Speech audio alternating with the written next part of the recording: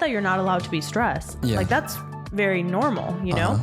It's just more that you need to learn how to manage it. So why don't you say you're Colombian? Do you believe you're not? I know, but because the logic is I was born here. So yeah, I was born in Chicago and my family's Colombian because I know that's the follow-up. Like, where are you really from? When are you going to get a real job? Oh, hell no. Who says that? Why are you so quiet?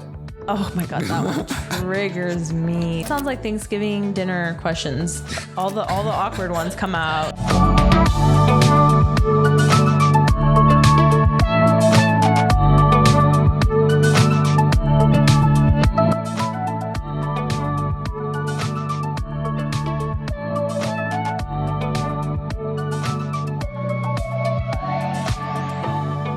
Hello there and welcome back to the Natalie and Dennis Show Podcast. Happy Friday. Friday. I'm so excited. We took Monday off. That was much needed. Columbus Day. I know. I remember we were sitting at the coffee shop. We still worked, but it was different. We were sitting at the coffee shop and Dennis was like, what holiday is this again? Why did we take Columbus Day off again? I was at the coffee shop. I was like, why? Because we had the craziest week last week. We launched the podcast. We launched the book. Yes. And on top of all the stuff, just life stresses, you know. We just needed something to celebrate, but just to kind of take the day off. Not for Columbus, just for ourselves. No, it was much needed. It was much needed. Yeah. Well, how's your week been? Stressful. Stressful? Very, very extremely stressful. I know. They're off the charts stress levels. You know how I know you've been stressed? How? You haven't gotten a haircut in a while. Yes. That's how you know. The level of my hair depends, tells the stress. It truly does. And I feel like for me, I know I've been stressed. Actually, how do you know that I've been stressed? What gives it away, I guess? What do I do? Mannerisms. Really? Your hair too. If it's like super frizzy. Goes crazy. Yeah. It's the weirdest thing, guys. Like literally my hair has feelings.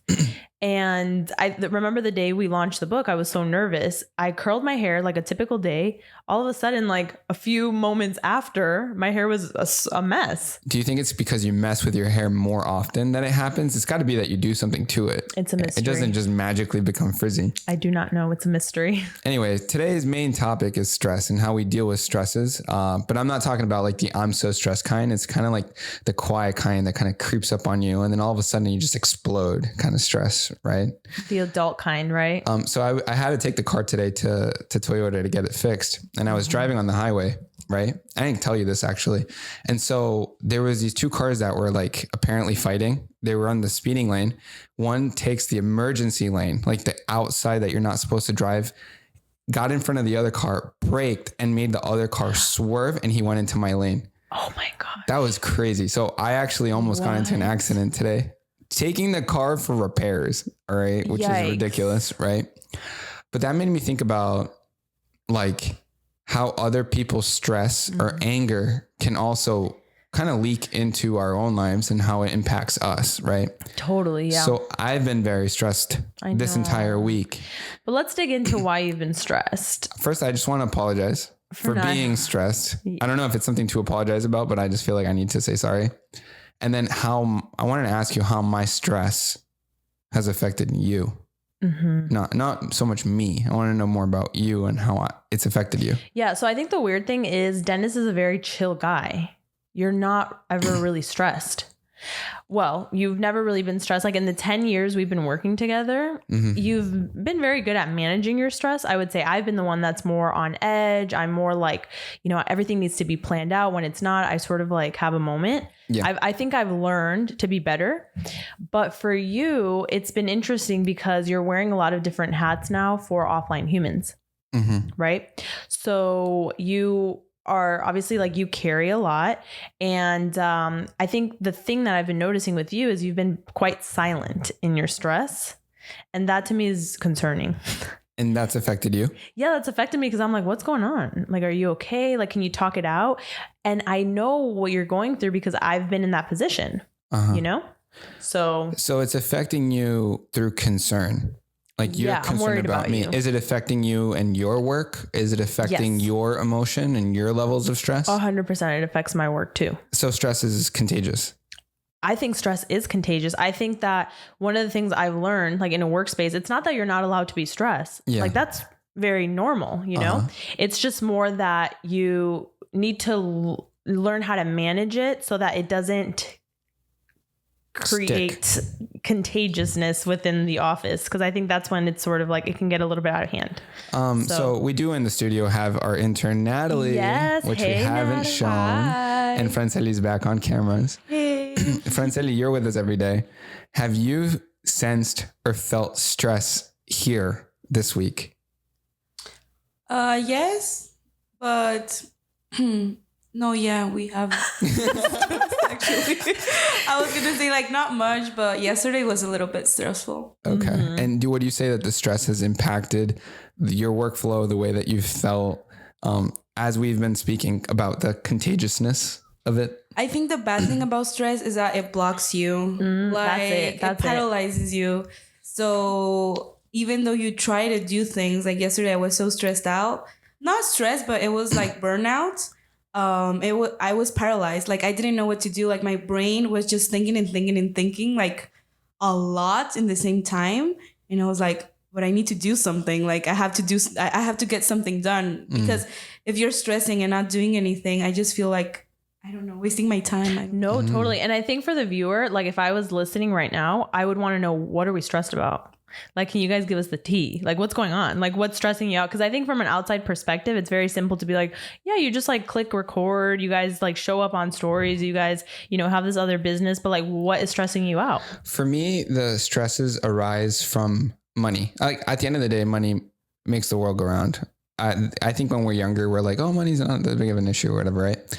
But a lot of the jobs that I currently have directly impact the finances of the business and whether we can run or not. And to be more specific, Dennis is the one that's actually ordering bulk like inventory, products. So he's ordering all the Best Me journals and he's ordering all the pens, and he's the one that physically sees like, wait a damn minute, we're out of this. Uh-oh, that's bad. Or prices or numbers or all that stuff, plus ads, like the expenses and what's coming in, right? Yeah. And so if I mess up at any point and the numbers are off and we for some reason can't pay ourselves or Francelli, or like we just don't have enough money to turn the lights on. Well, no, we would definitely pay Francelli. We're definitely in a better position. See, this is the thing. This is where I'm centering him. I'm like, honey, like it is okay. Like I think what we've been experiencing is this is a very different business. There's a lot of expenses up front, right? Yeah. Before it was sort of like, okay, cool. Yeah, you're recording from your bedroom. You have a few DIY supplies that cost like less than $100. You hit record. You're usually the editor. Cool. And then the return was very high for YouTube. Yeah. Sponsors, all the stuff, right? It was always like income. Right. No expense. Yes. So for product, it's different because there's such a big upfront. I mean, we're talking thousands of dollars upfront. Tens of thousands. To be able to supply the demand, which we've had a lot. We are literally on our second batch of now Best Me journals. We're about to start our third order, which is going to be our biggest order. Yeah. And it's a lot of money. It is. And you don't really get to reap the benefits of it until it's all sold out, right? But that's only one part of it, because then on top of that, it's also like all the other things in the back end, like Shopify and TikTok Shop and understanding ads, and you're spending to make. Exactly. That's the difference between what we're doing now and before. Like what we would spend with our time to make. Now it's time plus money. It's long-term vision more. Though. Yes. That's what it is. Because at the end of the day, nothing gets built overnight. So we have the vision. We know what we have to do. There's an investment up front on not only like human capital, but on supplies and even like to some extent. I mean, we haven't even really talked to Francelli, I guess, about this, but we're looking into offices, like office spaces, just because this is our home.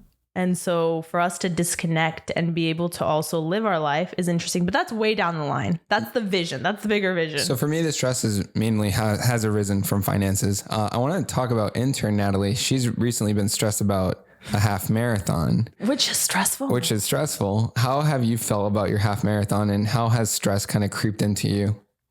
That's a good question. Yeah, I've been really stressed about it, but I think a lot of it is just because I feel like there's stresses like what you guys were talking about, but there's stresses that also just come from self-doubt that aren't extremely valid, if that makes sense. So I know I've done the training to get myself there, but it's something I've never done before. So I'm kind of doubting my capabilities, but it's kind of hard for me to find a healthy way to cope with stress. I'm not gonna lie to you. Like I struggle a lot with like finding an outlet that helps me feel a lot better. Cause I usually just like cry. No, and that's valid, you know, and I feel you're in your 20s too, right? Yeah. 20s are really stressful.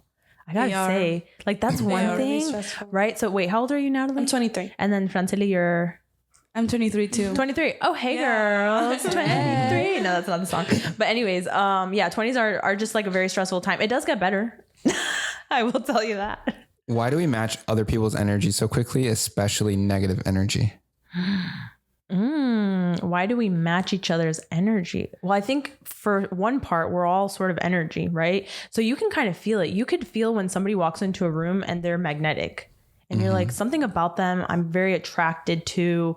I love the way they carry themselves. Wow. Like I see their world, right? And then you can also feel it when somebody's like, I don't know, like for example, I went to get coffee one of these days and the barista, they didn't even greet me. Nothing, not to say that's like an expectation, but I sort of was like, oh, should I order? And you know, we kind of, their energy was just off for me, but that's not to say that they're a bad person or anything like that. At the end of the day, there's certain energies we just don't match with. So maybe there was like a little bit of friction. I don't know what the friction was, but I remember where this was. Remember, it was that place that all of their menu pictures were AI. Oh yeah.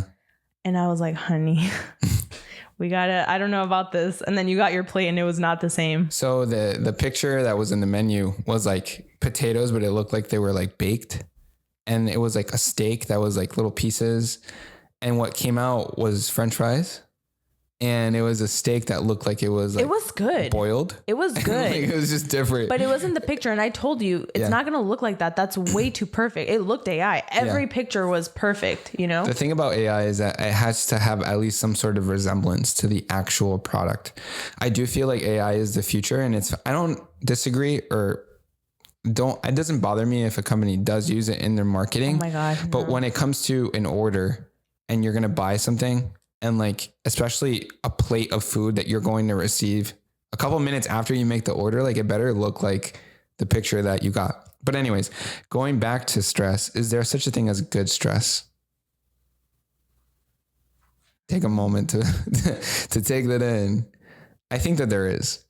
So I think that there is a type of stress that kind of like lights a fire under you that will cause you to take action and, you know, mobilize and be like, okay, this is time for me to like really like lock in and like get shit done. Right. I totally know what you're talking about. I remember when you were in school, remember that counselor that totally like made you feel awful? Yeah. You want to explain that story? Because that put fire under your ass. So I was at UCF and I was still in my like gen eds and I was trying to go to medical school. And so I was doing all my gen eds and my grades were like decent. They weren't like anything to like be crazy about or whatever. Right. So I went to the counselor. And she's like, you're not getting into medical school. I was like, wait, a counselor shouldn't really be telling me that. She should be counseling me. And so it got me mad. I remember you left, you were pale and also red. And like, you were so angry. You're like, you won't believe what she told me. And you changed. Yeah. I remember you went from like, now you were studying in the library like 6 a.m. You were the first one to open. You were literally there. I was the first person at the library. You were, it was very impressive. I got so mad, so stressed. Let's because that's like the word, I guess, that it lasted for another 5 years. Like that anger, right? Wow. And I didn't get anything less than an A for the next 5 years.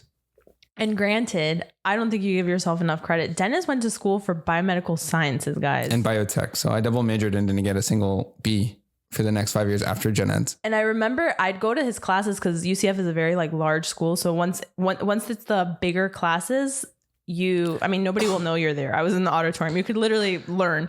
And then I remember slowly but surely, semester would go by. Everybody was like leaving. So it would get smaller. The number of people really taking the career seriously was like, towards the end, I was like in like 4,000, 5,000 level classes, and my classes were just 10 people. And it's crazy because at the beginning in Chem 1, we were like 500. And towards the end, it was just like 10. Insane. To the point where if you missed a class, people would notice because there's so few of us, right? So good stress. So you see that as a type of good. Oh no, it's not good stress. So is there good stress? I want to take that back. Okay. It's not good stress. So stress is bad. It lit me. It made me do things, but I don't think it was healthy. I don't think it was healthy because it kind of rotted in me for too long. That's so descriptive. It kind of like festered. I like that. And did I do it because I wanted to, or did I just want to prove someone wrong? You know? Is there something wrong in that though? Because I think sometimes I'm also fueled by people underestimating me, and I can account many times in my career when that's happened, and I was like, oh, you'll see. I think it all comes down to also what is the point of school, and this is like a deeper thing though. But like, I went to school because I was stressed at the realization that after school there's like nothing is promised. And I remember that you had a teacher who told you that by going to school, you're not promised a job. I thought that was insane. And it was like, the most eye-opening thing anybody had told me. It was my first day of graphic design school, guys, because I went to school for graphic design first when I was super lost. And I remember she sat us all down and she's like, so what do you guys think? You're going to graduate in a few years. You're going to get a job? Reality check. That will not happen for most of you. And she was like, school isn't just what you're going to learn here. School is who you're going to meet. School is what you're going to make out of this. School is like the vision you're going to create for yourself. Because at the end of the day, a lot of it is that. I think that I double majored just to extend time in school because I felt like as I was in school, I was safe. Really? That's such an interesting realization. I felt safety in school because it gave me purpose and it gave me something to do and a thing that I would feel is consistent. It gives you stability. It gives stability. Whereas I knew that the moment I graduated and I got the diploma, it was on me to go and find something to do with that. Right. And that's scary because then it's not like a set path. That is a path that you have to kind of find. Right. Luckily, YouTube came around and life kind of unraveled itself for me. But if it wasn't for YouTube, I don't think I'm the type of person to go and do interviews and like pursue things and like find a job at a lab and like do that kind of stuff. Like school was my life. I couldn't envision something out of that. You've always said that. I think that's very interesting. And so if anything, I feel like I would have become a teacher or something in school. I couldn't see something outside of school. Like beyond that. I want to share this story, but I want to make sure I'm cautious with it because I never want to make it seem like a job title makes you more important because I don't believe that. Yeah. But it was a realization too. The valedictorian in my class, smartest kid, truly just very magnetic in that way. A few years later, I think maybe like 7 years after high school, I saw him working at a local fast food chain place.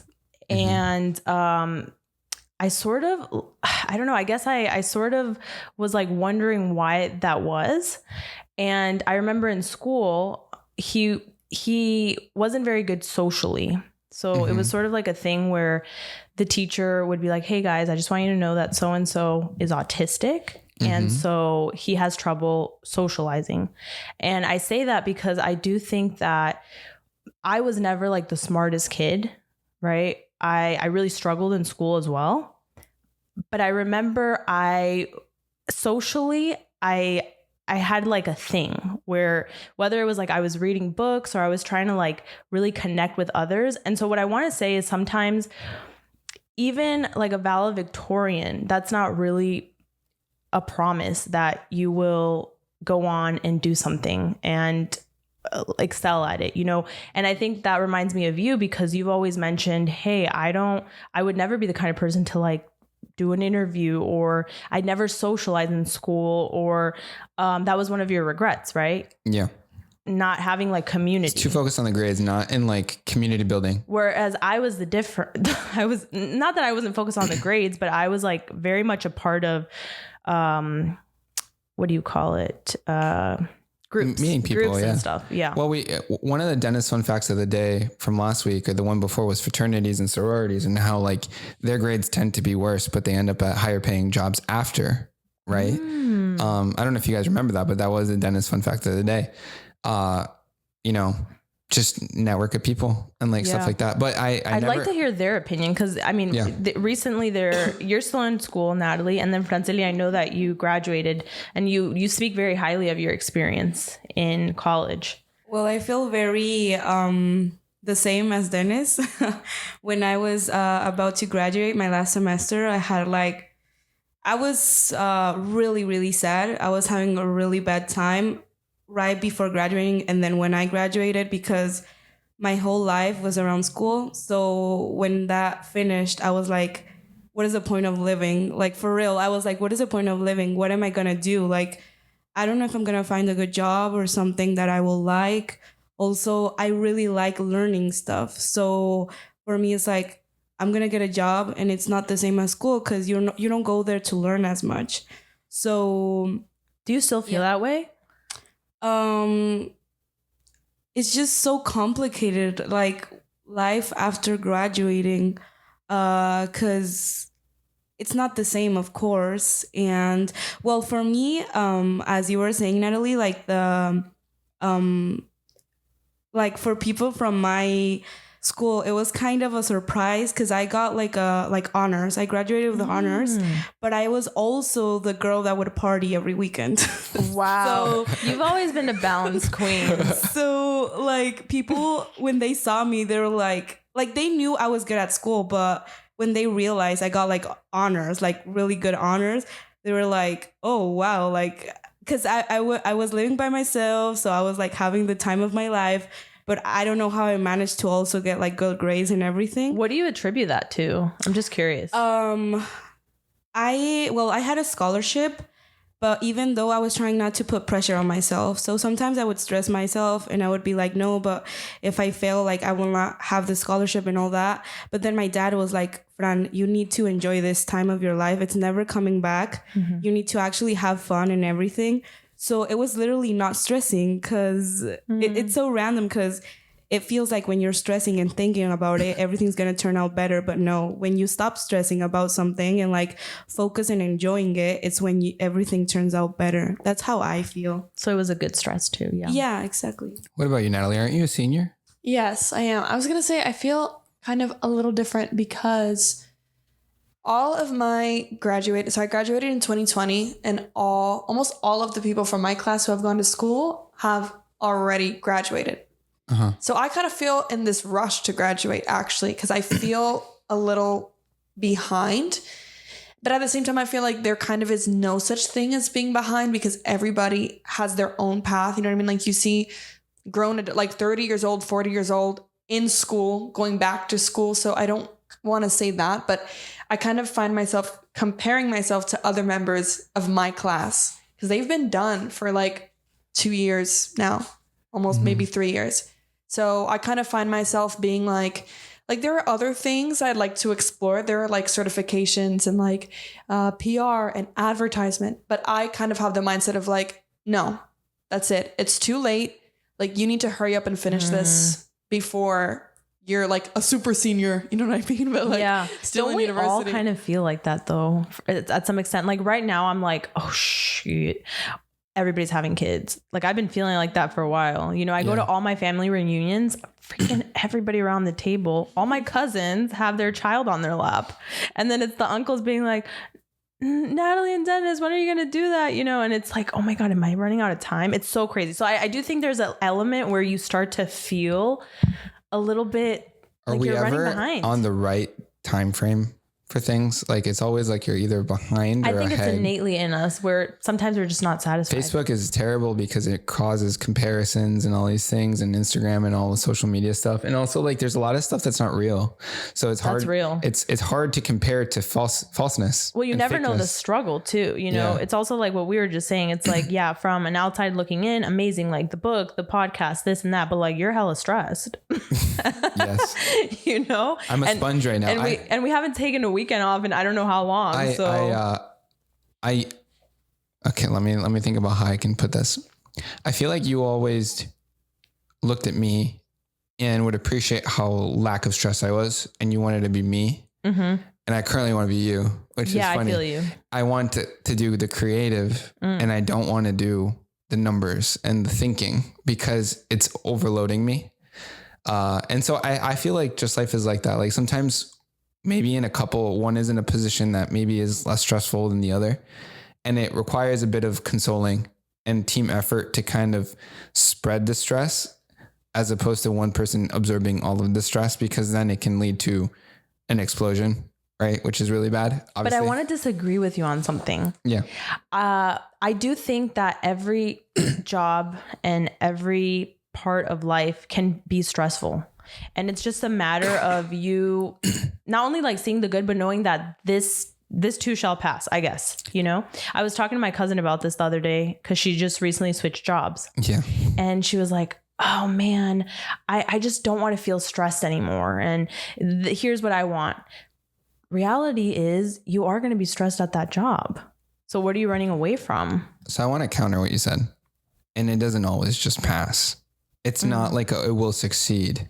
There is failure, right? We've never, I feel, experienced failure. I've experienced failure all the time. I feel business wise, I feel like most of the time we squeak through and things work out. I want to say how I feel. This is my feeling and how I've seen things. I'm very proud of the work we've done throughout our entire time on social media. And I feel like at the end of the day, it ends in glory. That's how I want to see it. Like we pursued something and it worked or whatever, and then we move on. But the reality is that in business, and I always hear you listening to your podcasts and Emma Greed and all these CEOs and all these things, everyone always has a business that fails, usually.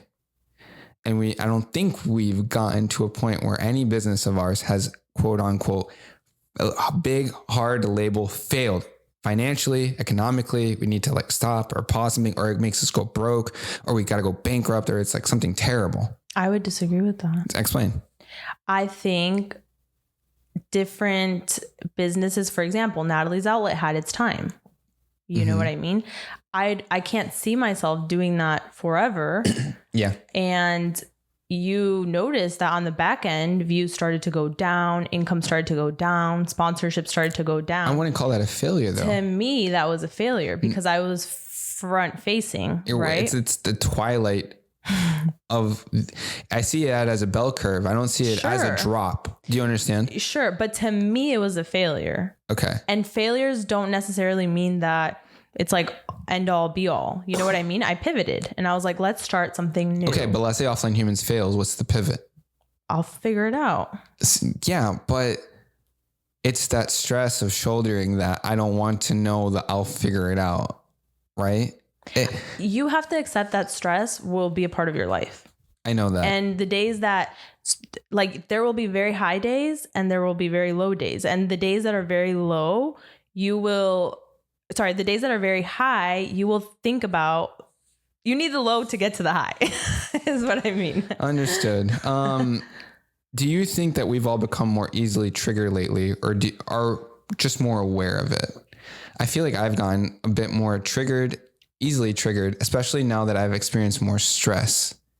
I feel like I kind of, when my stress levels get higher, I'm easily more like tweaked. I'm like, oh, like even small things like a setup, when I can't find a wire or something, it starts to stress. Like like the stress builds on stress, which builds on being like more affected by being triggered. Yeah, I feel that. I relate to that a lot. And I think you feel that too, because like, for example, this whole setup was on you.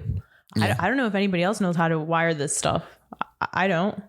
So I can understand why you feel that. But surprisingly, this task feels monotonous and it's actually relaxing because I know it.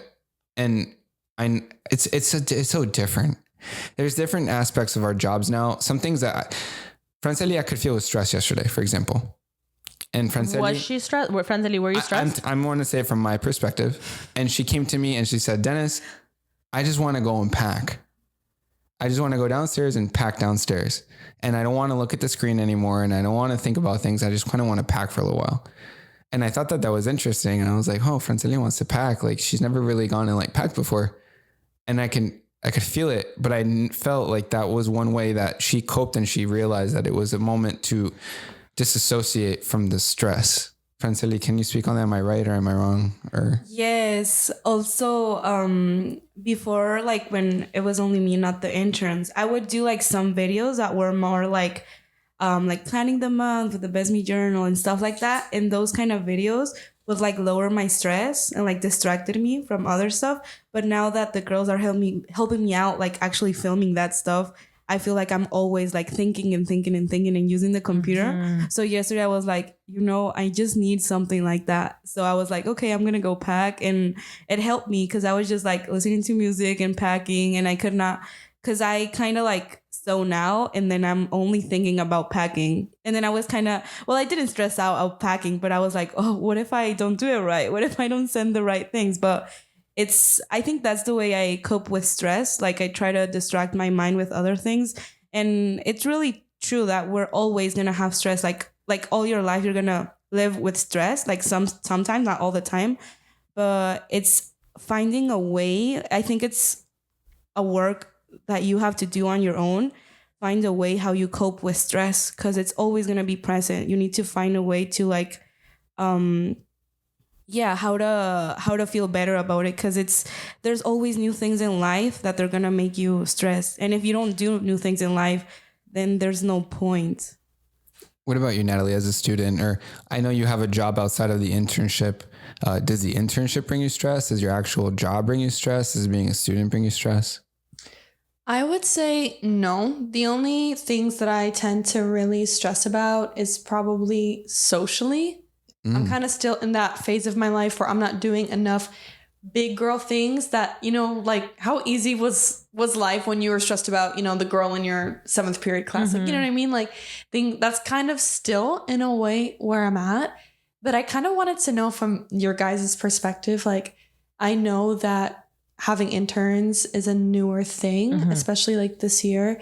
And I was wondering, like, of course, we're here for 2 reasons, kind of like to assist you guys and bring new ideas, but we're also here to learn. Mm-hmm. And I was wondering if, in a way, although we're here to help, does still like managing a larger team bring you guys stress? Like, is that kind of a contributor? Natalie? Yeah, that's a really great question. That's one thing I never knew I signed up for when I started a business. I was like, wait a minute. I'm kind of confused. I'm kind of like, I thought I signed up for the creative, not for people skills, not for like dealing with emotions. I think a lot of the time that is business. You're actually, it's a people thing. As we spoke about, I think in the last podcast, I've grown a lot as a leader. I think I was not the best before. And I think I've said, I apologize to all my former teammates because I've learned a lot and I think I needed that. Right. So yes, it is a little bit stressful, but I also think if you have the right people in place, for example, I don't feel like I actually manage you guys a lot. Me neither. I feel like it's on Franceli. And so we created it that way because we know that we have our separate roles and we wanted a leader in that. So it's sort of like creating like little ships of people that eventually lead different things. Hopefully, eventually we have our little ships to help us a little bit more. So I don't think the stress is really on us at the moment. Before I throw the question to Franceli, because I feel like she's going to be the one with the real she's going to be like, yes, I've been so starting to. I really like having interns. And as I had mentioned, I believe that my job would have led me to being a teacher at some point, or teaching people. You love to teach. I think as me, who I am, I have found ways to teach interns things. And it's like little mini like sessions where I'll teach about cameras, or I'll teach about like how to set up the podcast or whatever. And it feels like a teaching moment, but I've never had to deal with what time are you showing up next week? Coordinating, figuring out what they're going to do. That's been very much Franceli. Yeah. I sometimes like steal them away from maybe jobs that they're supposed to be doing, and I'll teach them. And that might make, Franceli a little bit like, oh, they were supposed to be doing this other thing. Why is he teaching them this or whatever? But that's what I like to do. That's how I interact with the interns. Mm-hmm. It doesn't really bring me any stress. I love to teach. It makes me frustrated when not all 4 are here and I have something really great to teach, and then I know that one missed it. That frustrates me. But other than that, Franceli, how do you feel about it? Wait, can I put a little pause to this real quick? This is a part of the timer that needs to be edited. Franceli, whenever somebody is asking a question, it would be great to also switch cameras to see how others are feeling about it. That way it's not all on one person. Okay. That's a little feedback. Thank you so much. Okay, so Can we go back to it? You have the time, Natalie, sort of? Okay, fabulous. Thank you. Franceli, how do you feel about intern? Well, first I was really stressed because it was something new to me. I used to have interns at my previous job, but it was different. So, because it was really different, the process. So here, it was stressful at the beginning. I think I got used to the flow, and also, well, when you work, you have to know how to work with a team. So you have to rely on others to do the things that you used to do. And well, it's a huge process because at the beginning it was very complicated because they would not know really simple stuff that I know. And it's like being really patient, and that takes a lot of time. But at the end, when you're explaining them and teaching them how to do it, then after they do it faster. So I think it has been stressful sometimes because sometimes I'm like, wait, I don't know. Like, I don't know what they should do now. So then I kind of also rely on Dennis when we're like, I don't know if there's something to do today. So then Dennis helps out and he's teaching some teaching stuff to them, because that's also really valuable. Like, they're not always here to do stuff, but also to learn all the time. So yeah, I think it's been more helpful than stressful for me, at least. Totally. You guys have done a great job. Yeah, it's been amazing. Natalie, what's your experience as an intern been like? Do you feel like you've learned? How's it been? Oh, me, Natalie. Sorry, I was going to be I think it's been great. I feel a little stressed in work environments, but I would never get that from you. My biggest stress out of everything is socially. That's my biggest stress. Wow. And can I just tell, I'm sorry to interrupt, but I think you need to know this. You are so great socially. We always say how you ask the best questions. No, seriously, you show up really professionally, really great. So it's interesting to see that, right? A lot of us have like this sort of notion of ourselves that isn't what others perceive. Yeah. I mean, I think I like to talk to people. Like, I know that, but I always leave like professional or like work functions with a lot of like, why did you say this? Like, do you think that they took this like that? Like, I leave with a lot of that, like almost everywhere I go. No. It's something more recent though in my life. I don't know why I've like started that kind of thing, but I would say that's the only thing that kind of stresses me about situations like this. Never like, learning, or this is the first time I've done something that I love. I've never had a job that I've been like passionate about, or like I've never had a club that I've like been passionate about. So this is the first time that I'm coming in and I like to be here. It doesn't feel like work. It feels like I'm excited to go. Like, that's honestly what it feels like. That's a huge win. Yeah. I would say just to that, because I've experienced what you've experienced before. And it's about like self-talk. Like, you need to recognize how you're talking to yourself daily. A lot of the times we will be getting ready and we're like, oh my God, I'm so nervous today. Oh my God, I'm feeling like this, and like really being, really acknowledging your own self-talk has helped me a lot, because I also used to feel like that in social settings, and I still do sometimes, honestly. So there's a topic that was from last week that we didn't touch on. I can't remember what the question was. It was like that second part of the show where it's like a little bit more fun and we all talk. And I remember a response from someone online that were talking about how negative their internal voice is.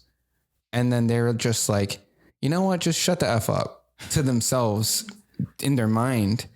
And then it kind of goes quiet and like they have a moment of clarity.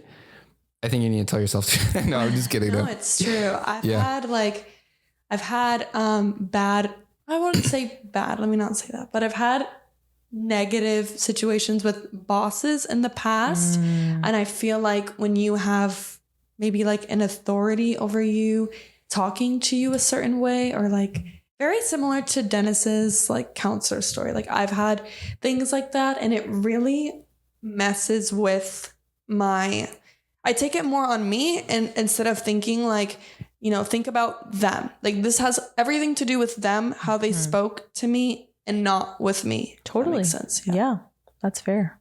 Okay, this next segment is really fun. I think it's going to be really great. What's a question that sounds totally innocent, but is actually kind of offensive once you think about it? Right. So I'm going to ask you guys a question, and you guys are going to rate it from 1 to 5 on how offensive you think that question is. First of all, before we start, can you come up with, or can you think of something that you can ask somebody that is innocent but can be offensive? There are so many. Come on. There's a lot of like backhanded ones, you know? I would say one is sort of like, well, how do I say this one? I have a bunch now that are coming to mind. Too many. I'm like, which one do I pick from? Too many that you can't say. Well, like, are you planning on having kids or like anything like that? That's a bit, you know, just too personal, like timeline wise. What about you guys? Got one in your mind? And then before I start, I want to say, I can't think of it, but I want to say something about like weight. Yes. I feel like everyone will choose something that they resonate more with. And that's the ones that I've gone that they don't mean to be rude, but it's kind of like, like, I don't know how I felt about that question. I can't think of one though. Totally. Oh yeah. It happened to me once that it was, my boyfriend's mom, he said to me like, oh, you look so skinny. Like you lost weight. And I was like, what does that mean? Yeah. Cool. All right, I'm going to start. Wait, what about you? I can't think of any. Actually, since I have them in front of me, I'm only thinking of the ones that are on the page. Okay. All right, remember, 1 to 5 of level of offensive will go around the room. 5 is the most offensive? 5 is the most offensive, okay? Have you tried not being depressed? Ooh. Yeah, that feels really... That's offensive. That's offensive because they're not acknowledging your feelings. I feel like it's just more of a silly question than it even is defensive. I found it so like outlandish that it's just, I don't even know. Offensiveness, 1 to 5. 5 for me, honestly, because to me it's like, what do you mean? I poured my heart out. I'm told you I'm depressed and you're like, girl, have you tried just not being it? Okay, Natalie. Yeah, 5. It's like when people say like, oh, don't be sad. Yeah. What do you mean? What do you mean, girl? For me, it's a 3. I agree. I think a 3. It's pretty mean, but it's not that bad. I don't think have you ever been depressed? I'm one to not be depressed. Yeah, I've been depressed. So if not saying that, not what you're, yes. but it's a pretty harsh. It's hard for me to relate to this specific thing, kind of like the weight really one that we were just talking about. Okay. Yeah. So a 3, a 5, and a 5. But I'm also a Pisces and I'm very sensitive. So we'll see. I think I'm going to give 5s to all of this. And I'm a Cancer. So me too. How do you speak English so well? What the hell? That's what I would say. What do you mean? How offensive is that? Yeah, that goes. I'll let you guys go first. Maybe I would say, oof. Well, think about it for you, the opposite, like maybe the Spanish. Yeah. Or the English, because that means that they're looking at you and assuming like that, yes, that is a profiling question. Oof. I would say 5. I've honestly kind of had that happen to me before. Like people approach who speak only English and they'll automatically like try to speak Spanish because I'm like, I don't even really speak it like that, guys. Like, yeah, I would say 4 or 5. Natalie? Yeah, no, can I be honest? I realized this year that I am somebody who I sweat the small stuff and I get offended easily. And it's something I need to work on. Like, I also think to some extent, you can just let things kind of be. Are all these going to be 5 for you? That's what I'm saying. Like, why should that be so offensive? But you know what it is? Okay, no, because I was talking to Dennis about this. I was at the gym, at the gym with some girls and stuff like that. And they were like, oh, like, where are you guys from? You know, everybody was going around kind of saying where they're from. I was like, I was born in Chicago and my family's Colombian.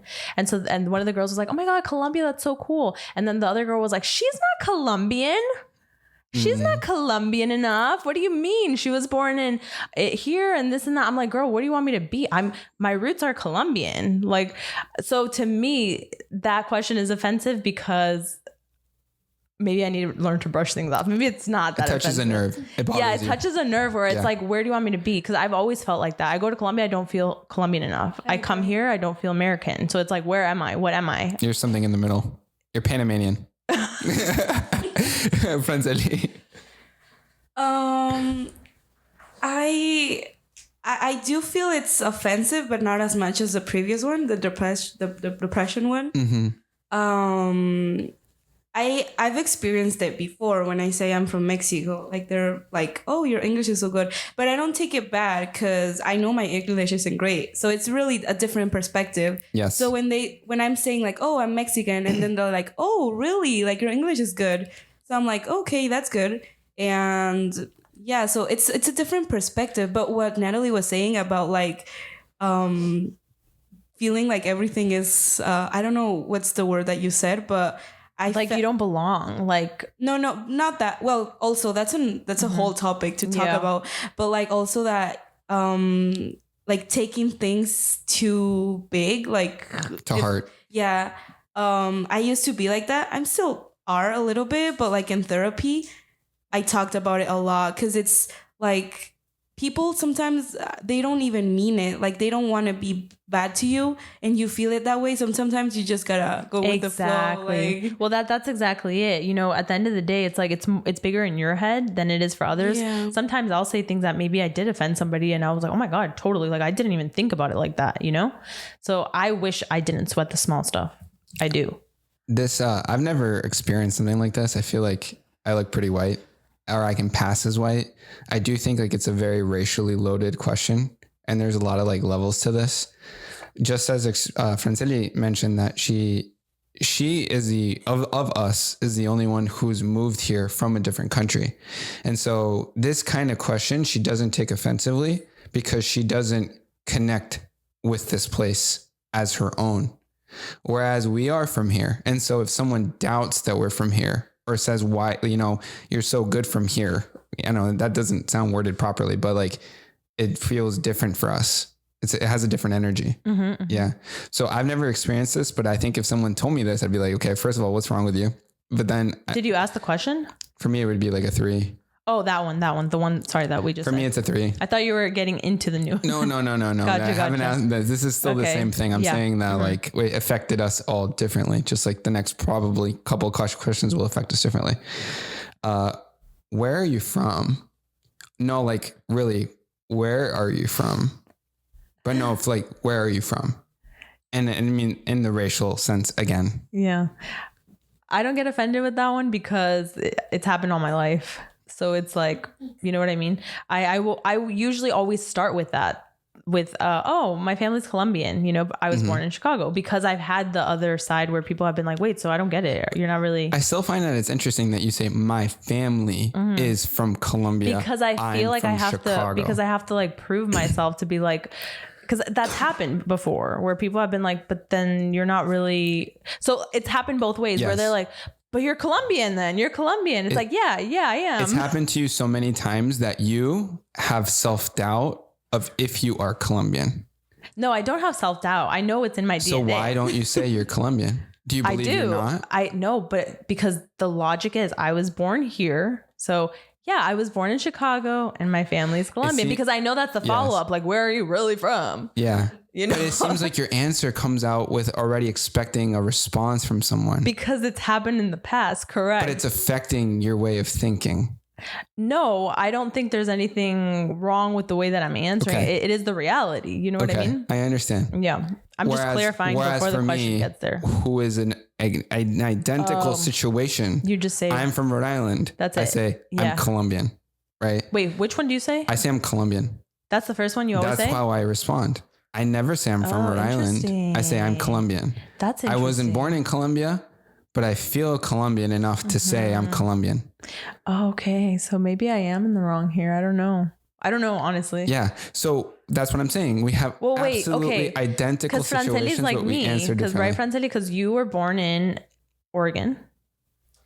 Yeah. Well, for me, it's very different because I grew up in Natalie, Mexico. the intern's like, what the F? I didn't know that. Yeah, I was born in Eugene, Oregon. So for me, I think I don't feel that way because I lived my whole life in Mexico and I just moved. So I lived in Eugene until I was like 7 years old, and then we moved to Mexico, and then we came back like some months ago here.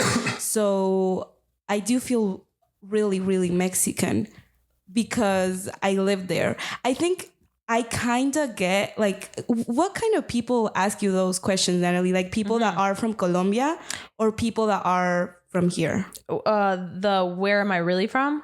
Yeah. Where am I really from? Usually people that are not Hispanic will ask me that. Like, where are you really from? That's awful. Like, I kind of get it. No, but it's not. I don't take it as an offense. I really don't, because I get it. I don't look white. You know what I mean? So like, some people think I'm Indian. Some people think they don't know where I'm from. So they're like, girl, where are you from? Francely, if someone asks you, where are you from? What is your response? It's because she says Mexican. I know it, right? Yeah, but when I'm in Mexico, it's just so complicated. No, I never say I was born here. I always say I'm Mexican, but then they're like, "And what part of Mexico you're from?" And I'm like, "Wait, I don't have a place." That question for me is just a lot. Over here, it's so easy because I'm like, oh yeah, I'm from Mexico. I'm from here. Yeah. But it's so complicated because it's kind of like an identity crisis that you have. It is. That's what it is. So your answer changes depending on where you're being asked.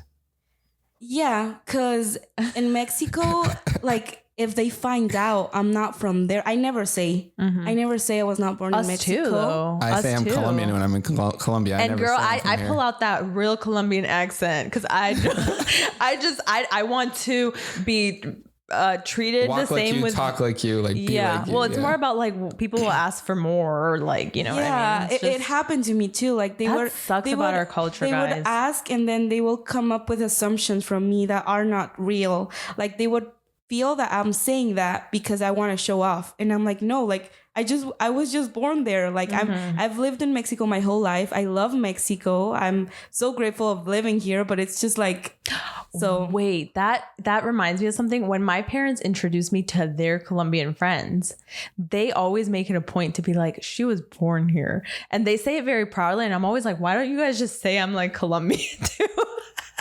So I think it's interesting. Like they see that as a proud thing to be proud about. Yeah, they're proud about it. And so but it's like very front facing. Like nobody asked. You know what's interesting? That you are Colombian because you have a Colombian passport. Yes, I am. I don't have a Colombian passport. I have zero Colombian nationality in me. I don't even have a passport. And yet my mental label of myself is Colombian. Yeah. Well, you're married to me, so you can get it. I had a friend, guys, that actually joined the military.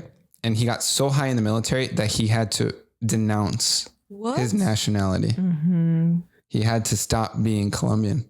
He had to say, no, I'm not Colombian anymore. Well, because it's here in the US. He's like service member, high in ranking in military was part of it. You have to give up your nationality. Mm-hmm. Is that crazy? Would you guys ever do that? That's crazy. You have to give up your essence of you. What I'm like, what's kind of not strange, but like, you know, you guys all have, like, you know, Franceli was saying kind of like her identity and your guys is like, I'm half Dominican. So my mom is from Dominican Republic and my dad is here. And my mom never thought that she would like move to a different country and marry a man that was like not of her culture. Mm-hmm. And I actually get that question a lot. Where are you really from? I personally don't find it offensive. I just don't think people know the right way to ask. What's your ethnicity? That's how I take it. People just don't know how to ask it properly. How would you ask? That's interesting. And sometimes I ask people that. I'm not gonna lie. Like just out of curiosity. Oh, where are you from? Oh, what's your like ethnic background? I ask like, oh, what's your ethnicity? I guess. Yeah. I usually ask where your parents from. Mm-hmm. Yeah. That's how I ask. Yeah. But I get that question and it's kind of complicated for me to answer because like I'll say that, oh, I was born here, but I say my mom is from the Dominican Republic. Mm-hmm. And then I get two things. Oh, so you're Dominican, some people say. And I'm like, I guess, but it's hard for me to fully answer that question because I don't have a lot of like, I guess what that culture has. I don't feel like I really look Hispanic. I don't speak it fluently. So I could say I'm Dominican. Oh, okay. And they'll say something and I'm like, I don't know. So it's, This topic reminded me of a TikTok that I saw yesterday. It was a girl who went out to eat with her mom. Her mom was European. She actually got a chicken sandwich and her mom got mad at her and said, you got the most American thing on this menu. So apparently the mom had a divorce with an American husband and had kind of regret that she's putting onto her child about decisions that she's made. It's very like deep and psychological, but I feel like relationships among different nationalities is complicated. We have Colombian parents that have married Colombian parents. Franceli's parents are both Mexican, correct? Yeah. And then you have two parents who are a different nationality, right? And so it kind of causes also like different types of identity issues within all of us. Oh my God, 100%. I want to speak to that real quick. Yeah. Because I think we're very similar in the sense that your parents are Colombian, you were born here. Same. Like we relate to a lot of like how the way we grew up, all the stuff, like the food, all of it, right? So my sister married a white guy from Arkansas. And it is different. And the way I'll tell you that it's different is because my parents feel it a lot because they can't really speak to his parents in the way that they speak to your parents. So they're constantly comparing that relationship and that relationship. So yeah. Natalie, do you have something to say? Yeah, we have that a lot too. Like my brother and I are the only, I guess like half American people in our whole entire bloodline of family. Like my dad's adopted, so he doesn't like really know too much about his other family. So it's just my mom's family. And my brother and I are the only people that are, part American. Everybody else is fully Dominican. They all speak Spanish fluently. My mom never cared about learning English. She said she never thought that it was like something that would happen. So it is kind of a little bit different. But like I said, I've took it upon myself to kind of like learn, right? Because I want to be like a part of that. I mean, everybody else around me has that. So I guess you just got to kind of fill in the gaps and learn where you can. Yeah, I definitely want to teach my kids to speak Spanish. And I think that might be difficult in the sense that you and I actually speak to each other in English. Yeah.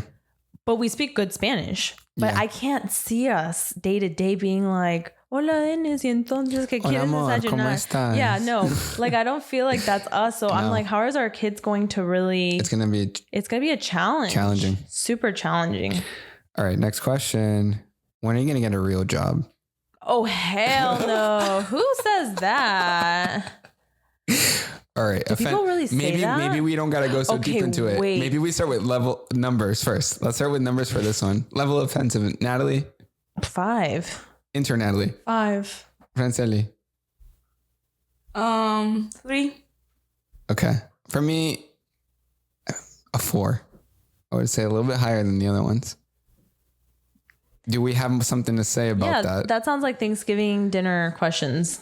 All the awkward ones come out, when are you going to do this? When are you going to do that? It's like everybody, all of a sudden you're on a sort of like a microscope. Everybody's asking you these deep questions they haven't asked all year. Yeah, that's super offensive because I think it makes you question what you do and why they see it that way. That it's not real. Yeah. I find offense to that because I'm one to not really ever say what I really do. Oof. That's just what I know because we have difficulty explaining what we do. Well, I don't do that for many reasons. One, it's more because I feel like my life is out there. So if you want to all of a sudden be like, oh, let me just check out her vlogs, really learn a little bit more about her. Like you could learn a lot about me by just watching what's online. Sometimes I don't want you to know all of that, to be honest. And so I struggle with that. So if I go out to places, I'll always I usually lie. I'm like, I'm in college, I'm doing this. But because jobs have a lot of personal attachment and how you feel about yourself. So for somebody to be like, when are you going to get a real job, girl? Like that's kind of odd because that means that you tend to lie about what you do. Yeah, I do. But you take offense when they say that it's not real. No. Those are for only real people. These are for real people like that Yeah, but nobody's actually ever said that to me. Yeah. But I would take offense if they did. Okay. Franceli, how about you? You said you don't take too much offense to it. Explain. Oh, I'm just so used to it. Not that question specifically, but when I was in college, I have a degree in communications. So even though before I started, when I chose like the degree and everything, everyone would ask this. Like even before, I wanted to study film, actually, not communications. And I changed it because my parents were like, you should study something else that gives you more instead of just film. So I went towards communication, but I'm just so used to it. Like people talking about my career. I do get offense Like, but I really try not to. No one has ever asked that. I would be really offended, but I try to not because, well, you know, especially working like in social media, people judge you a lot because they don't get the effort that you put behind it. So yeah, I'm just so used to it. So I would feel offended, but I think there's worse questions. So no, I know why I feel offended, but Natalie, please, if you have something to add to that. I was gonna say that, yeah, it's a 5. I think that's pretty offensive. I think that usually would come from an older person or somebody who's not in touch with social media as well as somebody else is, because I feel like people in our generation would know that this is a job. You know what I mean? Like, but I think like the negative connotation of real is what makes it more harmful for sure. Yeah. And I think in social media, that must be a big question to, oh, okay, so when are you going to do something, like get an actual job? It's like, I am. So I know why that triggers me now, because the people that do know what I do, let's say there's like a family thing happening, right? I had an uncle that was like, oh my God, we should all be getting like the cousins together more often. We should be doing this. And they're like, Natika, you have time on your hands because you do social media and stuff. Why don't you coordinate it, you know? And it was always like me. And I'm just like, yeah, I run my own hours, but I'm very like on it. Like I'm clocking in and I'm clocking mostly never out. So actually running your own business, it takes a lot. People don't really see that, but they think it's so simple because it's at home, it's at your own time. I mean, we even had to set boundaries with family and friends who would literally just come over because they were like, oh, well, I saw you in the video. You guys are just kind of chilling. No, girl, that was the slot that I took to film this. It wasn't, you know, like we're working. So I think there's a work from home weirdness where it doesn't constitute as a real job for a lot of people. It's better after COVID though. I will say people get it now more. People have more respect for it. I think our jobs have always been like an at-home job, and then other quote unquote real jobs became at-home jobs. And then now there's different versions of different jobs where now it's the at the place job and then the at-home version of the same job, and they're both considered jobs. But yeah, social media is a totally different beast where a lot of people don't see it as a legitimate job. And that's kind of sad. I have a couple more questions. We're going to blast through them. We're going to do the numbers. And then the last one is I actually want like to discuss it, right? Why are you single? Offensiveness from 1 to 5. I throw it back at them. Like, why? I don't know. Number. Why are you single? I'm just thinking. I really don't know. I haven't been single in years. I would say 1 or 2. 1 or 2, Franceli. 1. Okay, for me, it's 1. Natalie. Why are you single? It just depends. Girl, no. Give me a number. No, because I'm really trying to like be like, why are you single? Okay, it can be a positive thing. Like, girl, why are you single? You know what I mean? No, but if it's dry. Why are you single? Why are you single? Yeah. Mean girl response. Why should I tell you? Okay. Like, I just feel like it's too personal. Why are you so quiet? Oh my God, that one triggers me. That used to trigger me a lot because I'm an introvert naturally. And so it's always the one thing, like the loudest person in the room will say. Yes. And they'll be like, why are you so quiet? 1 to 5. Immediately I'm shut down. 5? 5 for me. 1. Franceli. I'm never quiet, so... You never experienced that? Yeah, You're 1. so lucky. It's a really horrible feeling. For me, it's a 4 or 5. I've experienced it. For me, it's vice versa. Like it's the... Yes, it's like, why can't you stop talking? That's the one that I be getting. Porque está tan callado. Yeah. It's like, oh. So what do you want me to do? Like, to just blab, to just talk, to give nothing? For me, it's like, why are you so loud? Yeah. Oh, that's really mean. That's also mean. They're both the same because it's almost, you know what the person is doing? They're giving themselves the authority to be like, speak now. Exactly. Do something now. Or speak less. And it's like, that's so rude, you know? What's wrong with you? Number. Natalie? I don't know. I'm thinking. What's wrong with you want to go first with that one? I usually go around that way, but then you can go this way. Let's let the audience answer that one. I'm curious too. Right. Like, comment below. Let's keep it to ourselves, our own numbers, and let's let the audience answer that one. No, I mean, like, I'd love for them to comment that too. Like, okay. How would they take if you got a number, respond. Natalie? 3. 3. What's wrong with you? I think also like 3. What's wrong with you? I would take it as a 5. That's a rude question. You haven't gone down from 5 for any. But think about it. Let's pretend. And you really have to pretend. Dennis, what's wrong with you? Yeah. That's super rude. There's a lot wrong with me. But it's rude. If I just like blatantly said it I think it's a what's wrong with a state of mind thing. There's a lot wrong with me. I'm kind of crazy. No, I know you would take it offensively. I do feel all these questions are offensive. Yes. They're not innocent at all. There's levels of offensiveness though. Right. Yeah. That's what it is. They're rude. When are you going to have a baby? Yeah. We mentioned that one already. You know, it's kind of sad. And I will say, like, I didn't know this before, but once certain people on the internet start opening up about how that would affect them because of their infertility issues, I was like, oh my God, I had asked those questions before. I thought they were innocent, but it's not. If somebody's going through a fertility problem it could be very abrasive. So that's a 5. I'm not in that scenario. So for me personally, it would be 1. But I also, it's like what Natalie said, I've asked people that too. Not with that phrasing. I've said like, oh, are you interested in having kids one day? Because I want to know if somebody wants kids. But yeah, I think like that. I mean, if somebody asked me, I'd say 1. Natalie? I think 5. It's really the same as Natalie. Yeah, because what she said, Natalie... Not the intern. Because I was trying to explain myself. Yeah, like what Natalie said about if they're having like issues, it can be really bad, like really traumatic to ask those kind of questions. All right. This next one is the last one. I can't really speak on it. How did you get him? Oh, that... You know, I do love the polarity because I am looking at Natalie, your face, and I could tell you're somebody that doesn't get easily offended. And I think that's really incredible.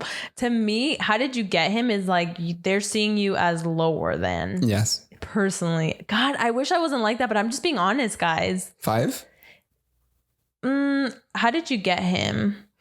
No, I think to me it would be like a 3. A friendly pat on the shoulder. Girl, how did you get him? No, it just depends. Tone is everything with all these questions. No, that's fine. How did I get him? Yeah, look at me. I'm amazing. I'm such an incredible human being. I would probably take it the other way, even though if it was an incidency, but if somebody said like, oh, how did you get him? Like, how did you get him? I would think like, you know, like you're so beautiful. How did you get him? That's just that's through my mind. Yeah, you could also see it like that. Yeah, so the degrading your significant other. Yeah, which is also a little that's like a little offensive. I think the question for you would be, why do you get him? Yeah, that's kind of what I interpreted. That's how you interpreted it. Why him? Yeah, why him? And it's kind of rude, but I think I'd rather be asked that than be asked. How did you pull him? Like, yeah. So I guess maybe 3. It's like a little rude, but yeah. Friends, Andy. I think a 5. Yeah. Why? I've never experienced that, but like that would be awful. It is degrading. That's probably, I think, one of the most degrading questions in there. It kind of lowers you and it raises someone else. It's also like, why are you like checking them out in that way? You know, isn't it like a level of comparison between the two people in the couple? Yeah. But I mean, I'm trying to think like between girls, I'm trying to think like there's like certain scenarios that are very common. For example, but I can't think of it because I haven't been with girls for a while. Okay. I'm going to say something. So I overheard a conversation you were having with Liza, your cousin, yesterday. Oh, that shouldn't be talked about on the podcast. It's just talking about Love is Blind. Oh, but whatever conversation I was having with her is private to her. Fine. Maybe then I can cut it out. Oh, okay, No, fine. You can Well, I don't know. I don't know what you're going to say. You were eavesdropping. Yes. So I don't know how I feel about this. I might remove it then. So we might remove it. Okay. But it's basically you were saying, hey, is anybody on the show this season attractive? Oh, she was asking me. She was asking you. Yeah. Is this an okay question to ask? Yeah. Okay. So it's like, is that a normal conversation amongst women? Yes. That's what I'm saying because I'm a dude. And so I'm asking, is it normal to talk about levels of attractiveness on a show or among people? Yeah, definitely. Go ahead if you guys want to say.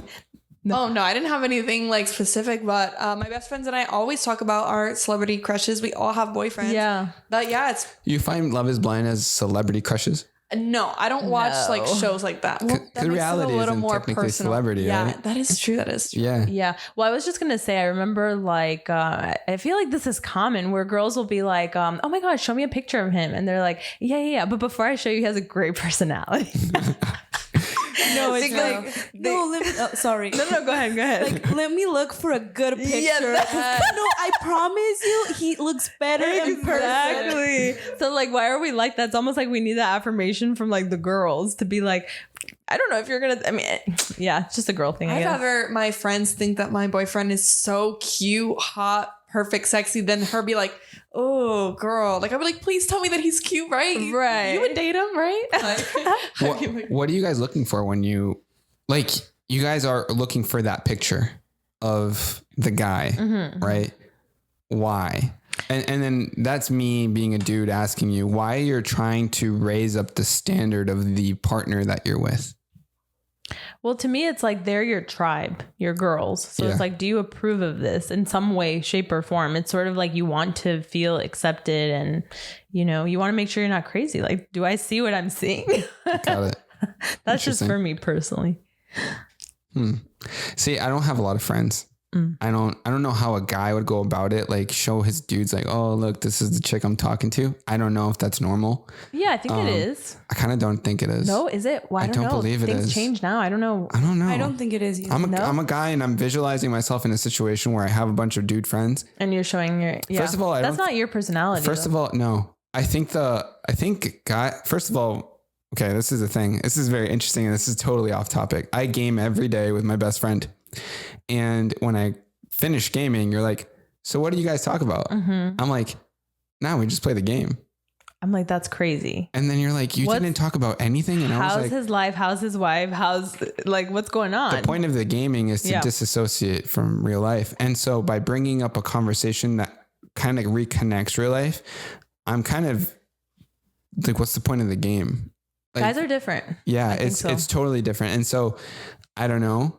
I've had situations where I've seen guys showing nudes of the person that they're dating to their friends. Yes.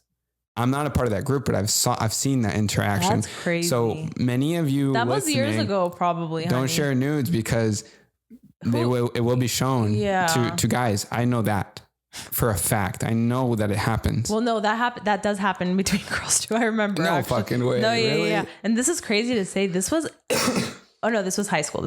Yeah.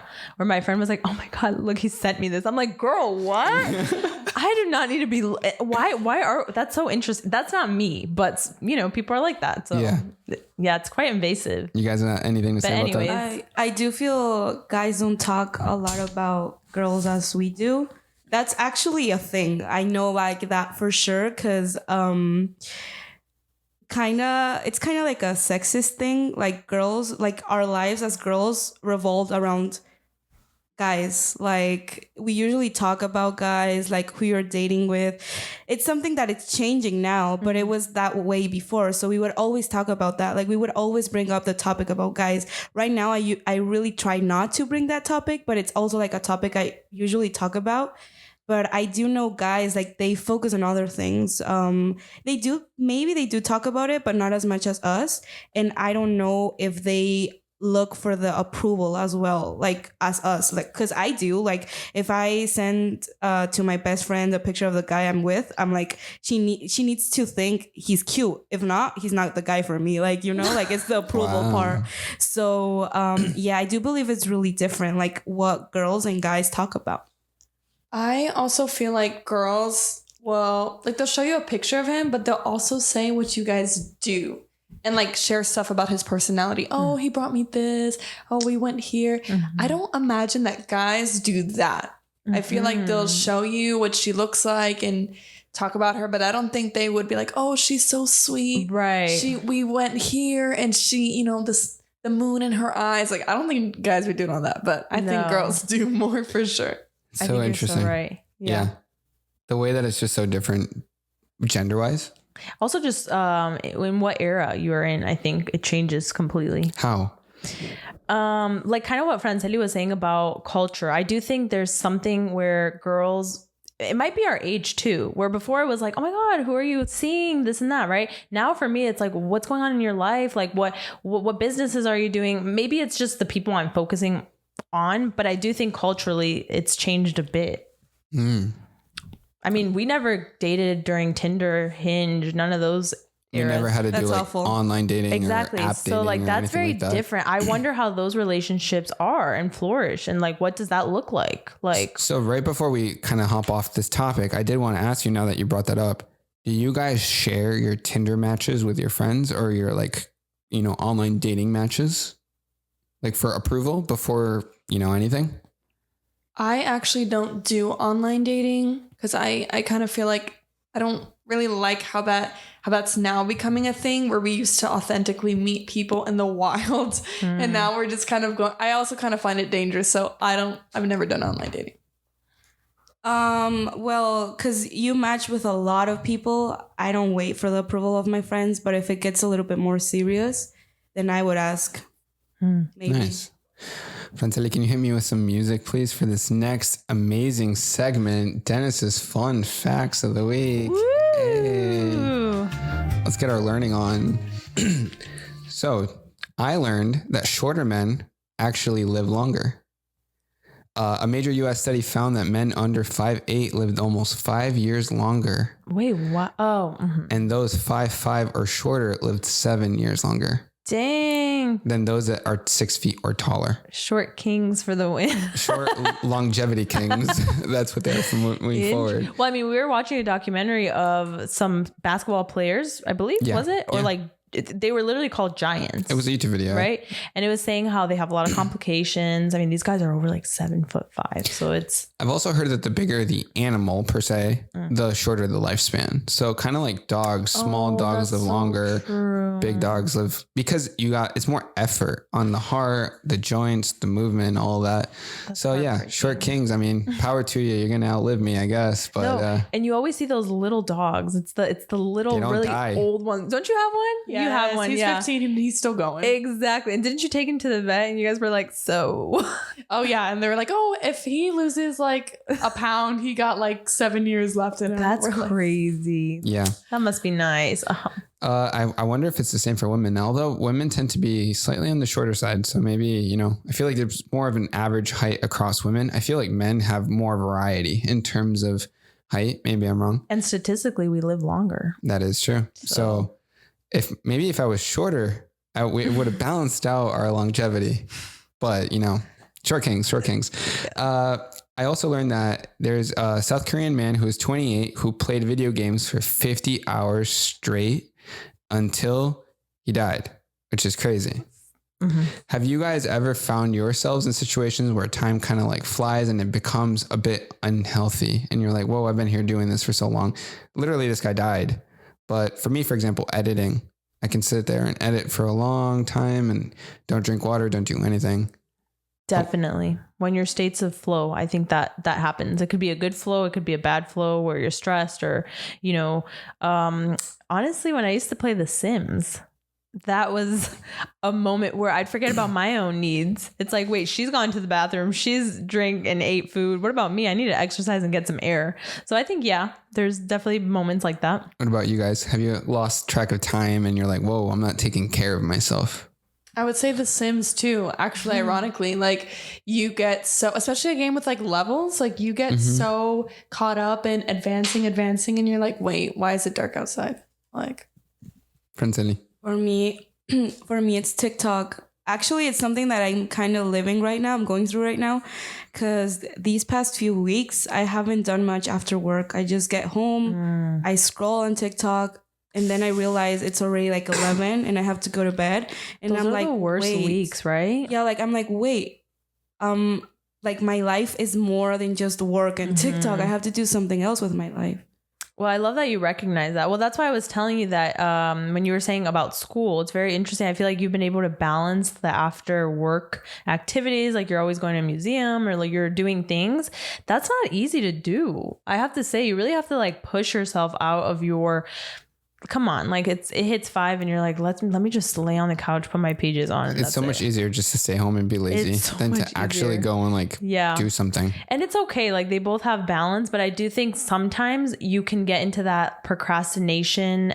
There's a name for that, where you haven't done what you've wanted all day and then you stay up very late. There's a name for that. Where I get that. Where you're trying to fill in all the time. So then you end up staying up super late and then you wake up the next day and you're sort of like, oh, my life is just this. It's just cycles. I think it also comes down to third spaces and like how expensive it is to go out and do anything. Like you go out to eat easily $60. Like you're dropping $60 if you didn't go out to eat, unless you're gonna get McDonald's or like Chick-fil-A or whatever. Even McDonald's now. Yeah. Didn't we go out the other day and I don't even know how much it was. I'm like, wait, these are burgers. It's like $30-$40. Yeah, that used to be like at least a meal under somewhere. $10. Yeah, $1 menu and then that's it. Yeah, and you're balling with your burgers and you barely spend anything. Times are rough, guys. It's getting expensive. Yeah, that's actually why these few weeks I haven't gone out, because I'm like, no, I need to save up money. But then it's like, I want to go out, I want to do stuff, because if not, like I have to manage that. Yeah. Well, anyways, that's it for today's episode. Thank you guys so much for listening. You can listen to us on Spotify and Apple Podcasts. Give us a rating. Let us know what you like, what you don't like. We're obviously here to make this better every single time. Yes. So if there's any improvements, let us know in the comments. Comment down below also your responses to the offensive questions. What you guys think is offensive and isn't offensive. Maybe we're a little bit sensitive here, or maybe we should be more sensitive to things. Thank you so much for being here, and we'll see you next week. Goodbye. Goodbye.